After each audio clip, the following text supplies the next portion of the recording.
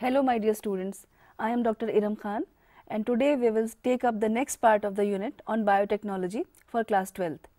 In the earlier episodes related to this unit, we have already seen centrifugation and ultracentrifugation, which are some of the techniques used in biotechnology. We have also studied the various principles of biotechnology, tools of recombinant DNA technology and processes of recombinant DNA technology. In this chapter, we will take up biotechnology and its applications. For convenience, I have divided this chapter into three parts. In the first part, we will discuss about the applications of biotechnology in agriculture. In the second part, we will focus on biotechnological applications in medicine.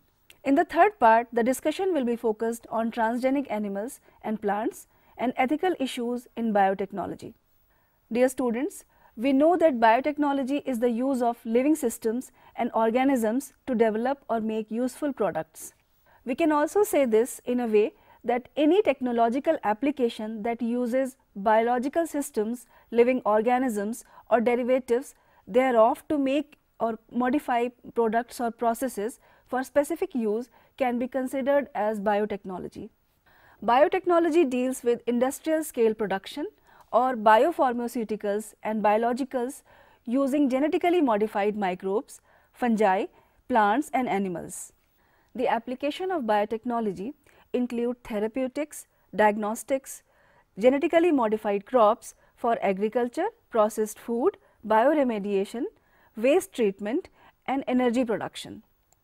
Let us now learn how human beings have used biotechnology to improve the quality of human life, especially in the field of food production in which agriculture plays an important role.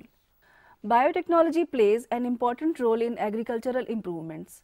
Let us take a look at the three options that can be thought for increasing food production. The first one in this order is agrochemical based agriculture. The second is organic agriculture and genetically engineered crop based agriculture is the third point. In the past century, the Green Revolution succeeded in tripling the food supply, but still it is not enough to feed the growing human population. These increased yields have partly been due to the use of improved crop varieties, but mainly due to the use of better management practices and use of agrochemicals like fertilizers and pesticides. However, for farmers in the developing world, agrochemicals are often too expensive and further increase in yield with existing varieties are not possible using conventional breeding. Now, we should think that what is the alternative path through which our farmers may obtain maximum yield from their fields, and is there a way to minimize the use of fertilizers and chemicals so that their harmful effects on the environment can be reduced. The possible answer to these questions is the use of genetically modified crops. Plants, bacteria, fungi and animals whose genes have been altered by manipulation are called genetically modified organisms or GMOs. In other words, a crop that contains and expresses a transgene is called a transgenic crop or genetically modified crop. GM plants have been useful in too many ways. Genetic modification has made crops more tolerant to abiotic stresses which include cold, drought, salinity, heat, etc. Genetic modification reduced reliance on chemical pesticides through the development of pest-resistant crops. It helped to reduce post-harvest losses. Genetic modification increased efficiency of mineral usage by plants. This prevents early exhaustion of fertility of soil. It enhanced nutritional value of food. Development of vitamin A enriched rice is one of the examples. In addition to these uses, genetic modification has been used to create tailor-made plants to supply alternative resources to industries in the form of starches, fuels and pharmaceuticals. One of the major role of biotechnology is to facilitate sustainable agriculture, which involves the use of renewable resources. This will cause minimum pollution and maintain the optimum yield level.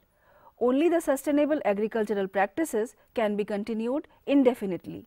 Biotechnology contributes to sustainable agriculture by developing biofertilizers, biopesticides and disease and insect resistant varieties.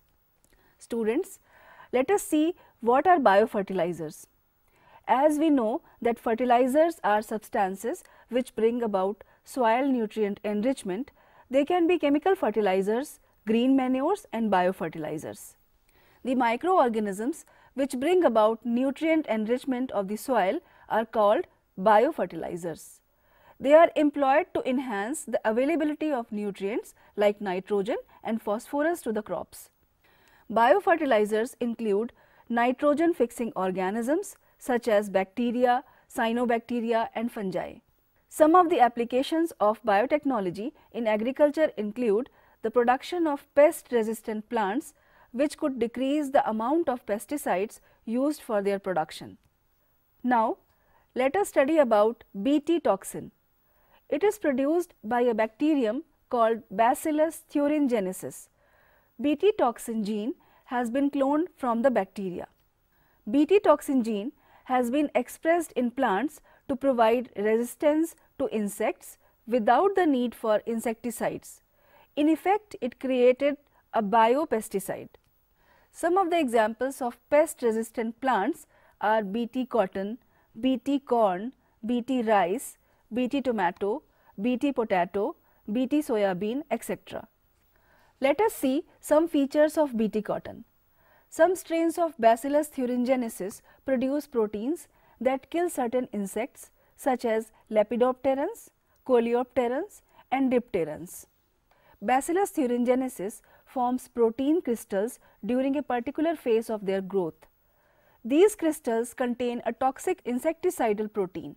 This protein do not kill the bacillus but kills the other insects because the Bt toxin protein exists as inactive protoxins.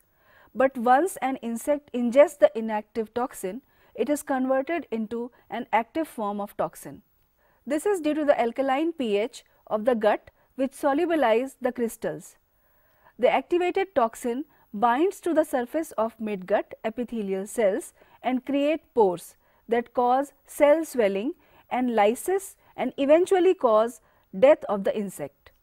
Specific Bt toxin genes were isolated from Bacillus thuringiensis and incorporated into the several crop plants such as cotton. We can observe a cotton ball destroyed by bollworms in this diagram. The choice of genes depends upon the crop and the targeted pest, as most Bt toxins are insect group specific.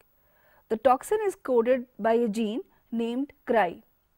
Dear students, let me tell you that Bacillus thuringiensis was the first biopesticide to be used on a commercial scale in the world. Now, let us see the disease resistant and insect resistant varieties of plants created by genetic engineering. Plant diseases are caused by viruses, bacteria, fungi and nematodes. Let us see how virus resistant plants are produced. Virus has a simple structural organization. It consists of a genetic material and a protein coat. In most of the plant viruses, the genetic material is RNA and in others it is DNA. The genetic material is enclosed in a protein coat. For developing the virus resistance capacity in plants, the gene coding for the coat protein is isolated from the genome of the virus. This isolated gene is then introduced into the host of the virus and in this way it gets expressed in the host. The coat protein develops resistance in the host against the concerned virus. This technique has been used to produce a virus resistant variety of summer squash. Similarly, many virus resistant, bacteria resistant and fungus resistant varieties of crops have been developed. So students, let us conclude the topics we have studied today.